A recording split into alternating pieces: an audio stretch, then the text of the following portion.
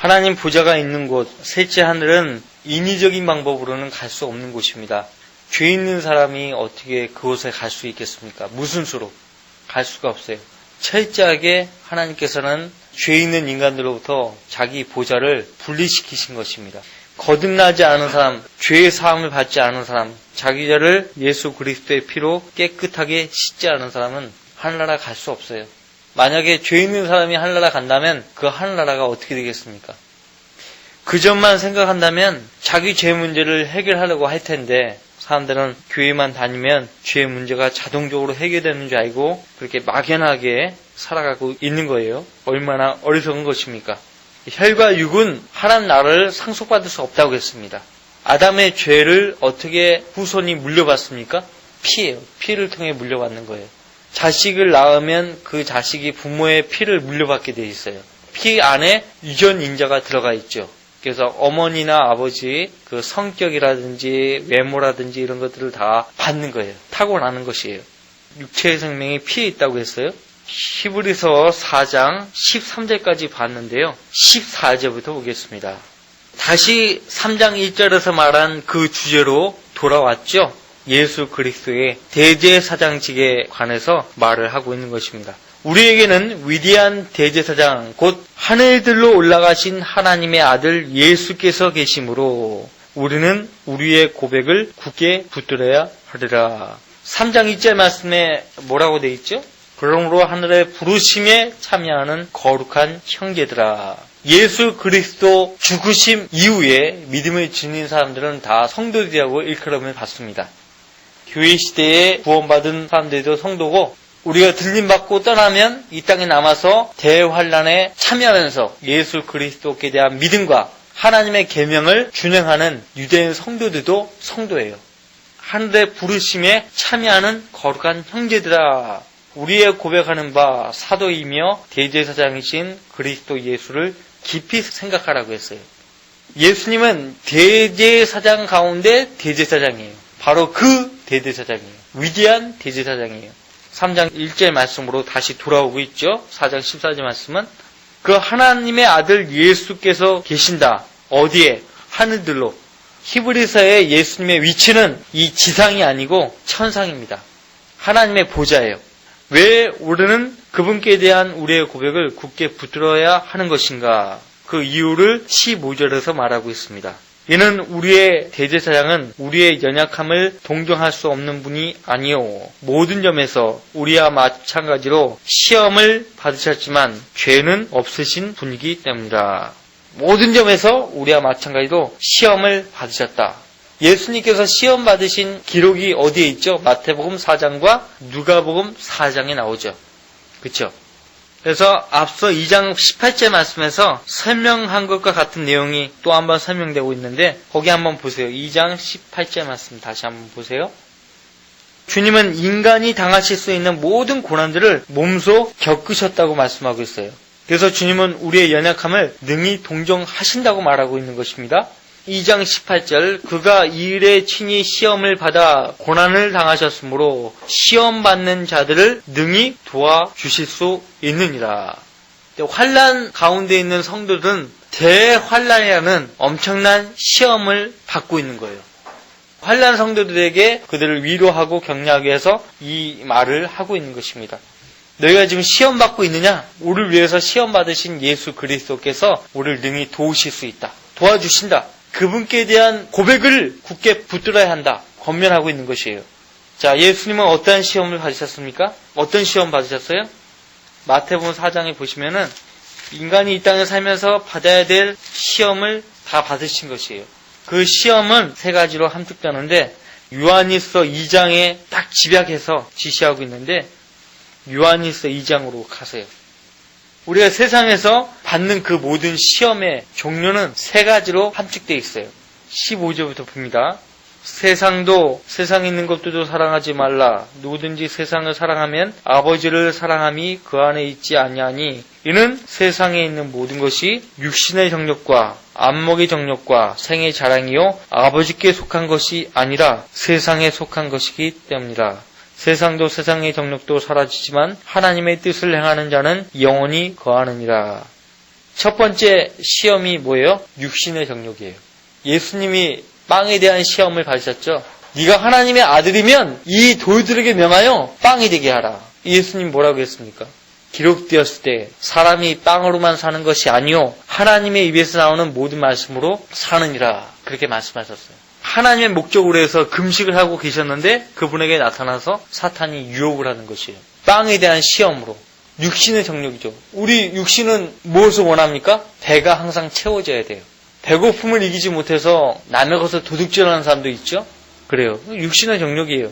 예수님은 안목의 정욕에 관한 시험을 하셨습니다. 마귀가 예수님을 거룩한 도성으로 데리고 가서 성전 꼭대기에 세웠어요. 그리고 네가 하나님의 아들이면 뛰어내려 보라고 했어요.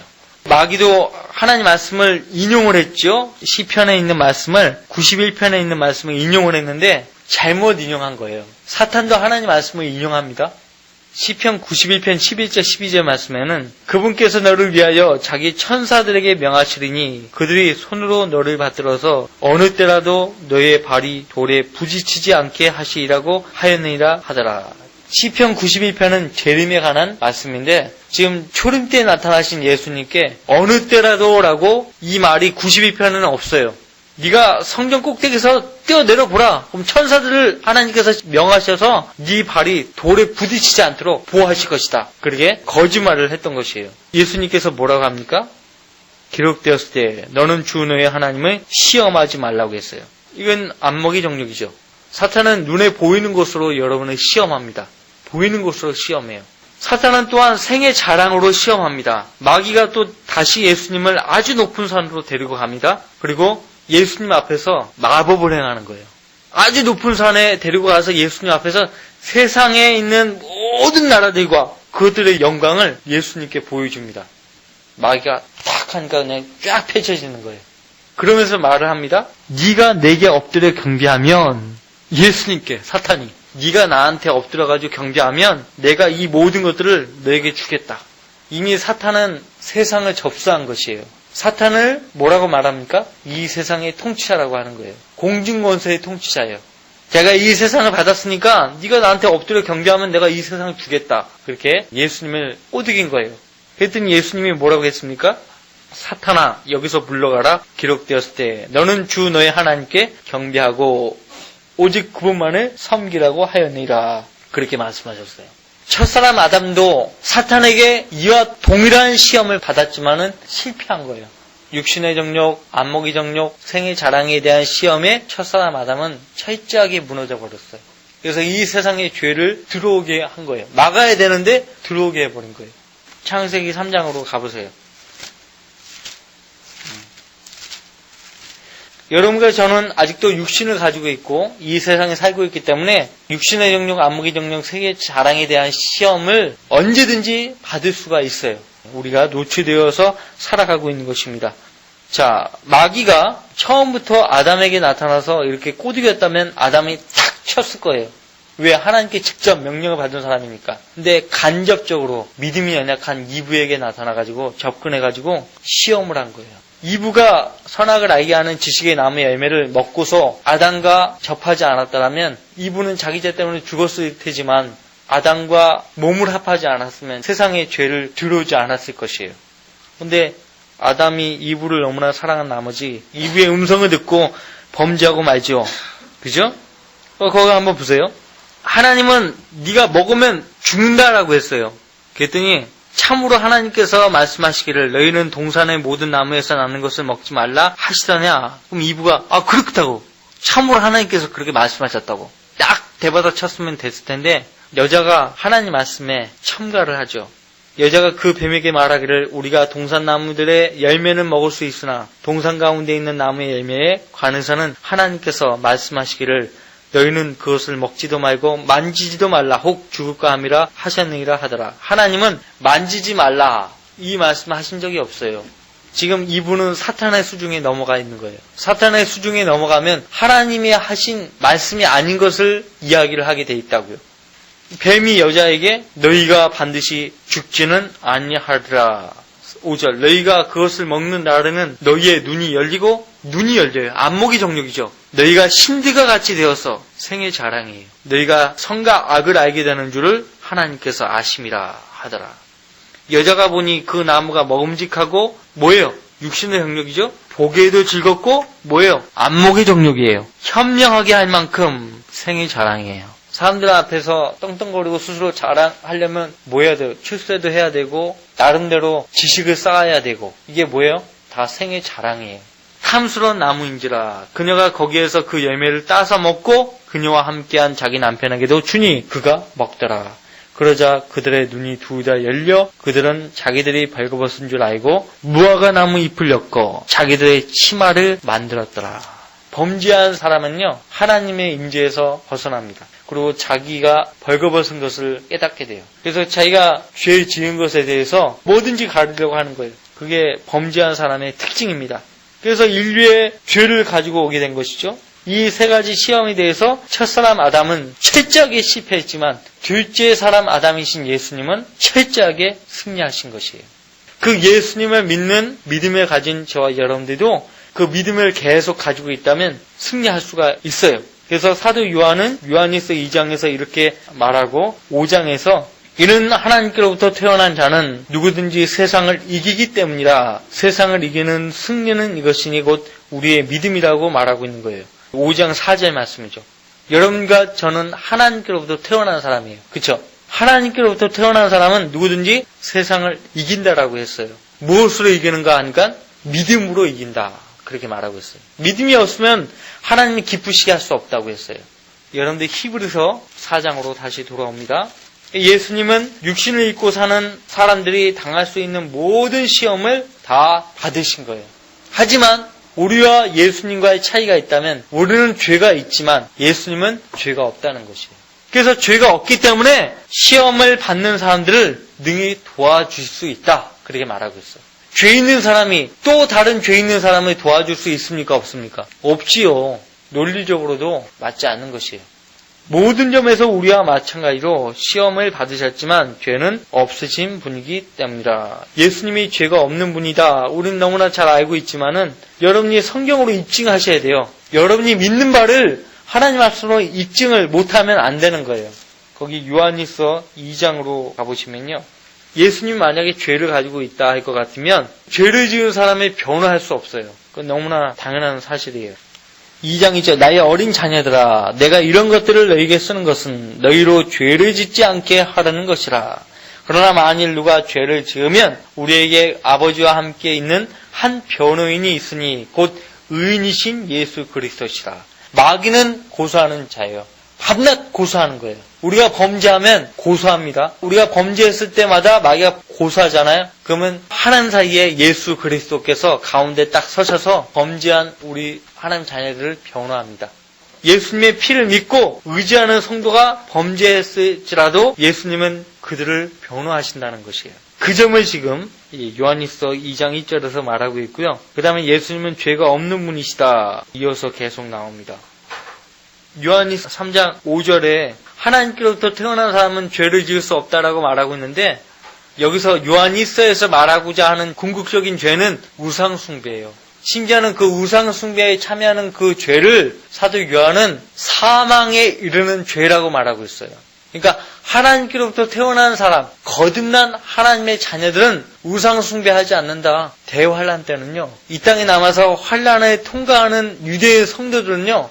물론 적그리스도의 낯을 피해서 광야로 하나님께서 이동시켜 주시고 거기서 하나님께서 3년 반 동안 부양하십니다. 그래서 적그리스도의 낯을 보지 않아요. 그렇지만 그 가운데서 배교하는 사람이 있을 것이에요. 배교해서 목숨을 위해서 우상숭배하는 거예요. 짐승의 형상에 경배하는 거예요. 요한일서 5장 마지막 절에서 우상숭배하지 말라고 권면하고 있죠.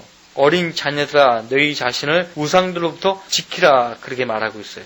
아까 요한일서 3장 펼치셨죠? 거기 5절 그분이 우리의 죄들을 없애려고 같이 읽습니다. 나타나신 것을 너희가 아나니 그분 안에는 죄가 있다고요? 없다고요? 없느니라.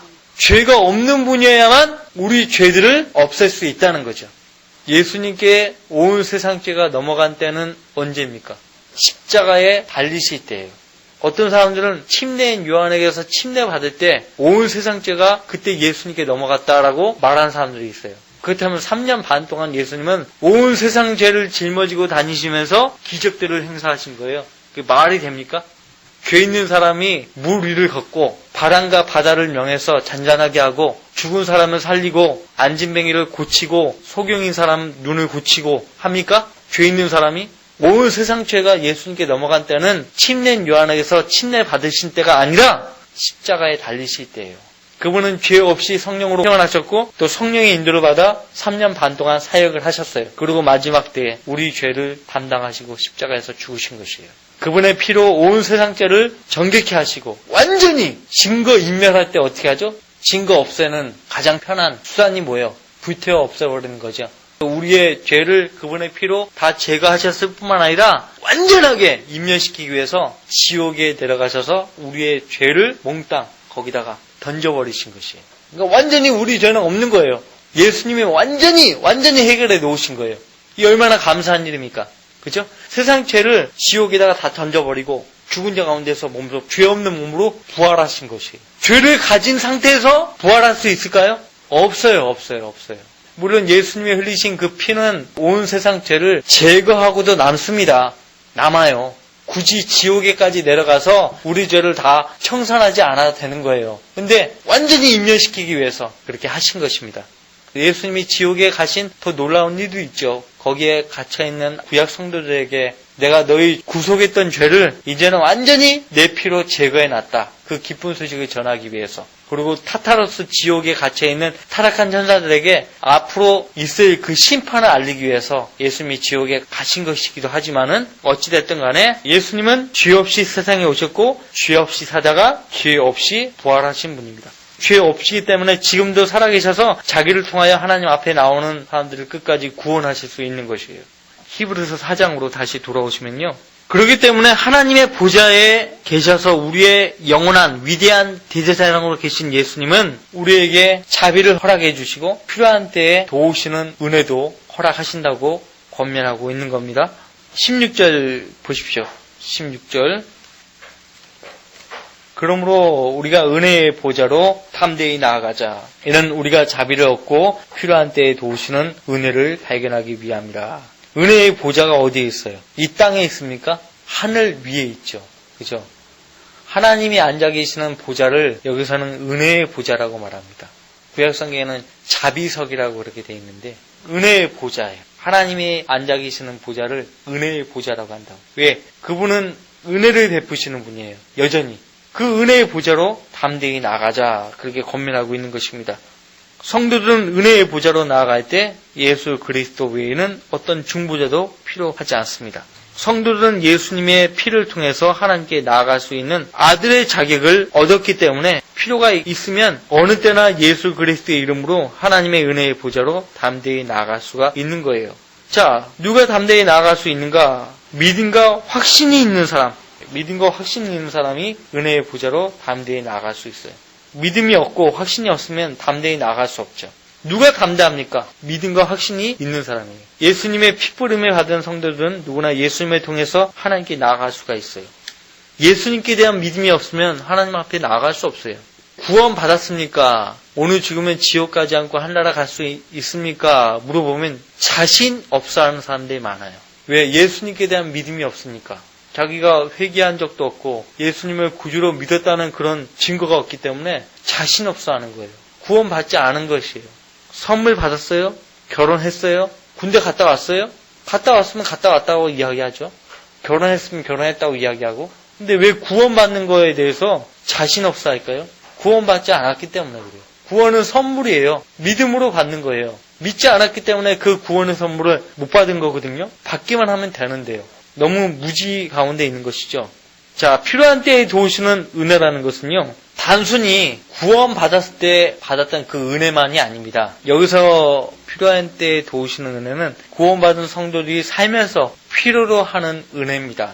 왜 우리가 은혜의 보좌로 담대히 나가야 하는가? 이는 우리가 자비를 얻고 필요한 때에 도우시는 은혜를 발견하기 위함이라고 했어요. 첫 번째, 자비를 얻기 위해서 은혜의 보좌로 담대히 나가야 한다. 두 번째, 필요한 때에 도우시는 은혜를 발견하기 위함이다. 그런데 날마다 여러분이 필요로 하는 그 은혜를 발견하기 위해서 은혜의 보좌로 나아갑니까? 담대히? 은혜의 보좌로 담대히 나아가라는 말은 뭘 하라는 얘기죠? 달리 표현하면 기도하라는 얘기죠. 기도. 우리는 기도를 통해서 은혜의 보좌로 담대히 나아갈 수 있어요. 우리는 땅에 있어요. 우리의 위치는 지상이에요. 하나님이 계신 곳은 저 하늘 너머에 있어요. 저 하늘 너머에 계시는 그 하나님을 만나 뵈려면 어떻게 해야 합니까? 조영기 목사가 사기치는 표현대로 한다면 4차원 세계에 가야 돼요. 기도해야 되는 거예요. 기도해야 되는 거예요. 성경에는 그런 거 없어. 3차원, 4차원 그런 거 없어요. 그건 사기예요. 사기. 기도를 통해서 은혜의 보좌로 나아갈 수 있어요. 기도하라는 얘기예요. 하나님의 자녀들은 기도합니다. 왜 기도하는가? 자비를 얻기 위해서 기도하는 거예요. 왜 기도합니까? 필요한 때에 도우시는 은혜를 발견하기 위해서 기도하는 거예요. 연약함으로 둘러싸여 있잖아요. 저와 여러분들은. 하나님의 자비가 매일같이 필요하죠. 지속적으로 공급받아야 합니다. 하나님께 속한 것들이 얼마나 많습니까? 하나님의 자비도 하나님께 속한 것이고 능력도 그분에게 속한 것이에요. 그 외에 많아요. 하나님께 속한 것들을 받으려면 어떤 수단으로 받는 거예요? 믿음의 기도로 받는 거예요. 구원도 믿음의 기도로 받는 거예요. 모든 지혜와 능력과 자비와 명철은 위로부터 내려오는 은혜의 선물들이죠. 하나님께 속한 것들을 땅에 있는 내게로 가져오는 데 필요한 수단은 믿음의 기도뿐입니다. 기도하는 법을 모르면 안 되는 거예요. 기도하는 법은 몸소 기도를 함으로써 체득할 수가 있어요. 기도할 수 있으면 그 기도로 승리의 삶을 살 수가 있습니다. 시편 136편 보셨어요? 시편 136편은요. 하나님의 자비가 영원히 지속됨이라는 표현으로 가득 차 있습니다. 하나님의 자비가 영원히 지속됨이라 26번이나 반복되고 있어요. 성경에서 가장 위대한 선언 중에 하나가 바로 이 하나님 자비가 영원히 지속된다는 말씀이에요. 다 이루었다. 위대한 선언이죠. 위대한 선언. 하나님의 자비가 영원히 지속됨이라. 위대한 선언이에요. 하나님께서 자비를 베푸셔야만 그분의 자비를 받을 수가 있다는 거죠. 특별히 이 시대에 하나님의 자비를 얻기 위해서는 갈보리 십자가로 나와야 합니다. 갈보리만이 이 지구상에서 자비를 얻을 수 있는 유일한 장소가 됩니다. 십자가의 공로를 의지하고 하나님 앞에 나아가지 않으면 자비를 얻을 수 없고 필요한 때에 도우시는 은혜를 발견할 수 없어요. 기도해야 합니다. 기도하는 법을 배우셔야 돼요. 우리가 살아가면서 필요한 때에 하나님으로부터 공급받는 은혜, 그 은혜에 대해서 말하고 있고요. 우리가 시험에 처해 있거나 억눌림을 당해 있거나 죄의 유혹에 처해 있거나 죽고 싶을 만큼 힘든 상황에 처해 있을 때 우리가 믿음으로 하나님께 도움을 요청하면 그 즉시 힘을 돋워 주시는 하나님의 영적인 선물을 말하고 있는 겁니다. 다음 주에 5장을 보도록 하겠습니다. 여러분들 진지하게 기도의 삶을 사셔야 돼요. 기도하시면 진지하게, 짧게라도 진지하게 하시는 게 좋아요. 그렇게 자주 진지하게 하나님께 믿음으로 다가서 하는 것이 좋습니다. 그러면 이제 하나님께서 자주 여러분을 부르십니다. 자꾸 여러분들에게 기도하자, 교제하자, 신호를 보내요. 그럼 여러분들이 주님 나하고 교제하기를 원하시는구나. 그때 기도하면 기도가 잘 되는 거예요. 그래서 여러분이 기도의 삶을 살 수가 있는 거예요.